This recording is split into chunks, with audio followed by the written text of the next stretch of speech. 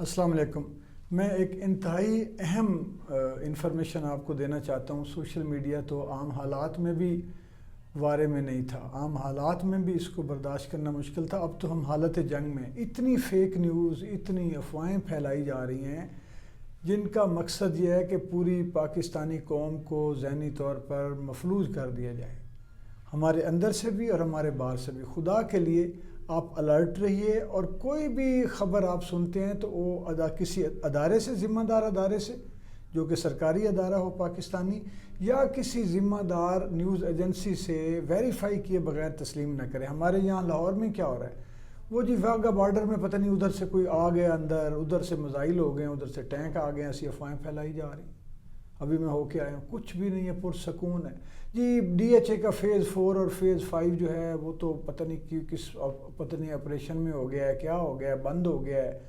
پھر جی وہاں پہ والٹن روڈ پہ کوئی پتہ نہیں فوجی دھماکے ہو گئے ہیں، یہ ہو گیا ہے، وہ ہو گیا ہے، اتنا اچھا۔ پھر اس کے ساتھ کیا کر رہے ہیں وہ کہ جی ڈی ایچ اے فیز جو ہے، ڈی ایچ اے کا فیز 8، وہ جی اس کو ایویکویٹ کرانے کا حکم آ گیا۔ یہ نوٹس باقاعدہ بنا لی ہیں، سرکاری نوٹس، اوپر موریں لگی ہوئی ہیں کہ جی فیز 8 کو خالی کرنے کا حکم ہو گیا، عسکری 11 کو، عسکری 10 کو، فلاں علاقے کو، بیدیاں روڈ سارا، فلاں روڈ سارا، یہ جتنا بارڈر ایریا ہے اس میں وہ سرکاری جعلی بنا لیے گئے ہیں، لیٹرز، ایڈوائزریز اور اس طرح کے ہدایت نامے، اور وہ سرکولیٹ کر رہے ہیں سوشل میڈیا پہ۔ کچھ بھی نہیں ہے، یقین کریں، مزے سے سوئیں۔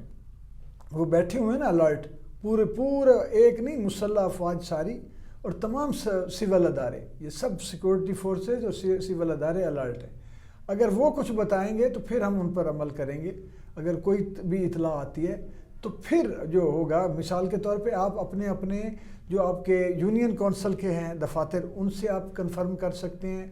آپ کاسموپولیٹن جو ایریاز ہیں وہاں اپنے کاسموپولیٹن جو آفیسز ہیں ان سے کریں، ڈی سی آفیسز سے کریں، تحصیل آفیسز سے کریں، بغیر سرکاری دفتروں کے کوئی اطلاع نہ مانیں۔ یہ سب فراڈ ہے، یہ ہمیں خوفزدہ کرنے کے لیے، بے چین کرنے کے لیے اور مضطرب کرنے کے لیے وار ہے۔ یہ بھی پروپیگنڈا، منفی پروپیگنڈا وار فیک نیوز کے ذریعے اور مس انفارمیشن کے ذریعے لڑی جا رہی ہے، اور اس کو ہم نے سمجھ کے، اس کو سوچ کے رد کرنا ہے، اور یہ کچھ نہیں ہے، پلیز۔